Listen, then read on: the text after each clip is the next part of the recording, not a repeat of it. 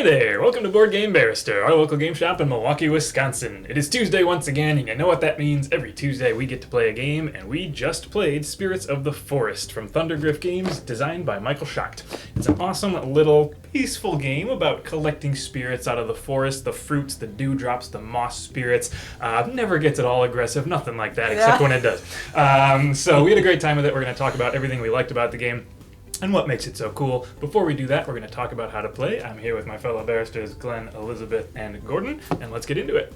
Alright, Spirits of the Forest is a game of collecting spirits in the forest. We've got our forest of 48 tiles here, and on each player's turn they're going to be selecting spirits from the ends of the forest, so the far left or far right side of each of these row, to add to their collection. Each tile has a couple elements to it, the first of which is the background and spirit symbol. So you'll always have at least one spirit symbol, and it'll match up with the background to represent that spirit. So this is a web spider spirit tile. We're always going to have one or two of the associated spirit symbol on those tiles, so you'll always see one or two of those. Sometimes when there's one, you will also see a power source symbol like this flame here. The number on the bottom of each tile represents the number of times that symbol comes up in the entirety of the forest, so we know that there are a total of 10 web spider symbols in our forest. On each player's turn, they're going to do two things, and the first of those things is to take one or two tiles. You can either take one tile that has two symbols on it, and those symbols are always going to match, so two dewdrop spirits in this case. Or if they're available on the ends of the forest,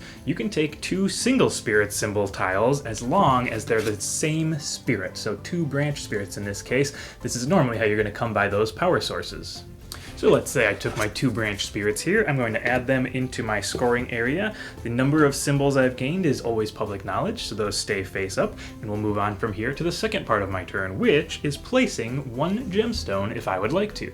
On your turn, you can play one gemstone onto any tile that doesn't already have a gemstone to reserve it for yourself, or attempt to reserve it for yourself. If I saw there was a single flower symbol sitting on this tile right here, and I wanted to reserve this other one to make sure I could get that match when the time came, maybe I would put my gem right there. Or maybe I'd want to place my gem a little more aggressively. I can see somebody else has the option to take these two moss symbols. There's only 5 total in the entire forest. Maybe I'll make their life a little bit harder by reserving one of those. Now, when I've reserved one of these tiles with my gem, this doesn't mean nobody else is allowed to take it, but it does mean they have to pay for it if they do want to take it. Say we had a yellow player here with their yellow gem. If they wanted this tile, they could take this match on their turn, that's fine, but in order to get past my gem, they have to expend one of their gems from the game entirely, so they no longer have access to that gem. I get my blue gem right back because I was butted out of that tile. And anytime you've already got gems on the board, you can use this phase of your turn to move one of those gems to a different location. And the last thing we should talk about is these little tokens that show up on 8 of the tiles at the beginning of the game. Anytime a player takes one of the tiles that has a token on it, and they would do that in the normal means you take tiles by, then they get to add that token face down to their scoring collection. Most of these tokens contain additional spirit symbols or power source symbols that would count toward your scoring at the end of the game. You may also find one of these tokens that you can use to get back one of your gems that you've expended to bump somebody else off of their reserve spot. And let's take a look at scoring at the end of the game. So when the game comes to an end, we're going to take a look at each individual spirit symbol type and see who had the majority of those, so who had the most among their fellow players. The player for each spirit symbol that had the most is going to score points equal to the number of symbols they collected. So if we take a look at this player's scoring lineup at the end, they won in dewdrops. They've got more than any other player, so they're going to score 1, 2, 3, 4, 5 points for dewdrops. They just squeaked out a win with fruit because they had one of the extra tokens in fruit, which does count toward the majority. So they had 3 fruit, 1, 2, and that one counts toward the points as well, so they score 3 points for their fruit. And they also won in moss. There aren't many moss to go around. They get 1, 2, 3 points for their moss as well. The power sources are going to work the exact same way. So we'll look at each power source individually. They had 4 suns, and that is the most. Nobody else had 4 suns, so they'll score 4 points. We should look at tying. Somebody else tied them for flames, 1, 2, 3, and if another player had 3 flames as well, both players score full points. So they'll get 3 points, and so will the other player who tied them. That goes for spirit symbols as well. Ties give full points to all the players who tied. Now the tricky last thing you have to consider in scoring is that for each spirit symbol or power source that you didn't collect any of during the game, you weren't able to find any of, you're going to score -3 points. So this player didn't score any web spiders or branches, which is going to total to a -6 points. They also didn't have any moons, so they'll get -9 points for the symbols they were lacking. And I've given them these 2 tokens here to highlight the fact that these tokens that you get, if you don't find any of those symbols on the tiles you've taken during the game, do not count to save you from those -3 points. So you can't say that you found a web spider just because you have a web spider token. You also need to have found that on a tile. The game also has a really fascinating solo mode that changes everything about the gameplay in really great ways to make it a strong, robust solo play experience.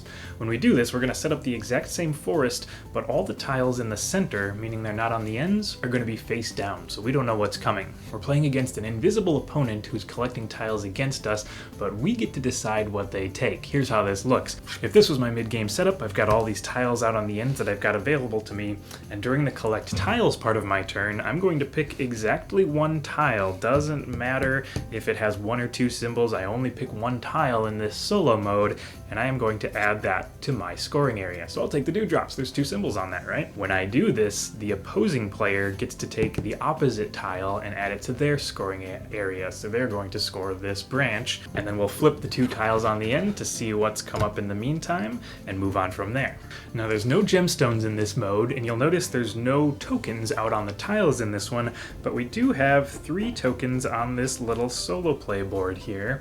What this means is that as soon as one of these rows is depleted, our opponent gets this first random token and they'll add that to their scoring area. When the next row goes, they get the next one. Now this last one is for me, and that's for when the game ends. As soon as 3 rows are depleted and there's only 1 left, the game is over. I get to collect my, in this case, fruit token, and then we're going to score up. Scoring isn't the same. In fact, we're not going to score any points whatsoever. We are just going to count up for each different spirit symbol, and as long as we have tied or beaten our invisible opponent in every single spirit symbol, we win the solo mode. But if they beat us on any single spirit symbol, we lose. Alright, and we just finished playing our 4-player game, and it took us about a half hour. You can count on this game for taking about a half hour. It's so straightforward and simple, but there is an element of like having to make a kind of thinky decision on every single turn. Your options are pretty limited, so it's not a very thinky decision, but we all had maybe 10 seconds of thinking time to make sure we knew what choice we were going to take every turn. So count on a half hour with any number of players, because you're always playing with the same 48 tiles on the board, and they're always going to get dwindled down at the exact same rate on players' turns, so you can really count on that being how long it takes you. So Michael Schact designed one of my all-time favorite games. It's old, it's not in print anymore, called China. And I love China. It's one of the few games that I keep at home and I'll break out when I want to show it to new players. And it's a real thinker. Like, you can really go into a brain-burning bit of analysis paralysis when you're playing China, and I love it. And this, definitely I feel the echoes of that. That split decision of, well, I want this and I want that, and I can't get them both. Which am I working for? And that majoritarian, right? I want to have more than everyone else, and I want to be someplace. I clearly didn't win this game, but I love that thought process, and I love how this gets me what I like out of China in a much faster, much easier, much more accessible game that can hit the table far more often. And like China, this has a definite second game advantage, right? It takes you a game to understand how it's working, and then when you play your second and third games, you're really going to get it. But because this plays so much more quickly, like, it's great to play 2 games in a row. That would be super easy, super accessible. What am I doing? Do I just brute force right through Gordon here? It's a really good play. I think I'm going to do it. You're out, Jim. You're out. You are. That's yours. You get that back. I get the fruit. Well,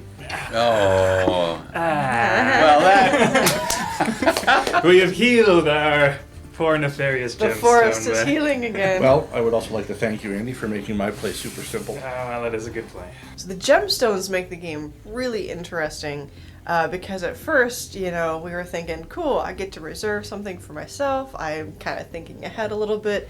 And, I can use this to really stomp on the other player and do a little bit of stealsies.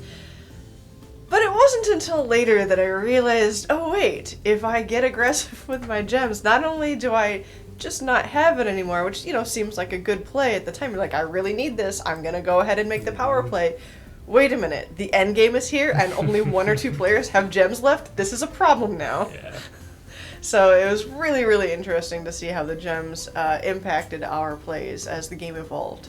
Yeah, it was a fascinating economy born out of a total of 8 little gemstones, 2 for each of us. I really like the fact that you get penalized for not having different colors and different symbols, because you can't just do like a lot of set collecting games like I'm just going to mass a whole bunch of points in 1 or 2 areas and just overwhelm people that way. You can't do that, because if I get 2 or 3 colors and that's it, there's 9 colors and I'm losing 3 points for 1. Yeah. I'm not overcoming a negative 18-point deficit with only 2 or 3, because, I mean, the best thing you're going to score is if I got all of these, I'd get 10 points. And that all kind of leans into what I thought was one of the most interesting things about the game, is that the number of players matters immensely in this game. A 4-player game, you should be probably thinking very differently about the gameplay and comparing yourself with other players than a 3 or 2-player game. In 4 players, I was very much in the same mindset that taking 1 tile just to make sure you didn't get negative 3 points was almost always worth, you know, I won this color, but each of my tiles in this color was only worth 1 or 2 points each. I would much rather have not negative 3 points, but you're not going to have to worry about that as much in a lower player count game, because you're going to have more tiles by the end, so you've got a much better chance of just having a turn where you're like, oh yeah, I should pick up that one, and being able to casually come by all those colors. In a 2-player game, you probably accidentally walk into all 9 colors most of the time, and you're very specifically competing over a couple of them with your opponent to make sure that you're the one who gets majority in the end. So I think it's so cool that you could sit down thinking you know how to play this game because you played with 4 players a couple of times and play against one other person and be like, nope, totally different game. No idea what I'm doing. All right, I think that does it for Spirits of the Forest. Thank you so much for joining us this week. We had a great time playing. Hope you had a fun time watching. As always, leave a comment if you got a comment. Hit that subscribe button if you want to see all of our Tuesday videos every single week when we post them. And check out our online store. We got Spirits of the Forest, a bunch of cool stuff. Thanks for watching us this week, and we will see you next time. Thank you for staying true to yourself.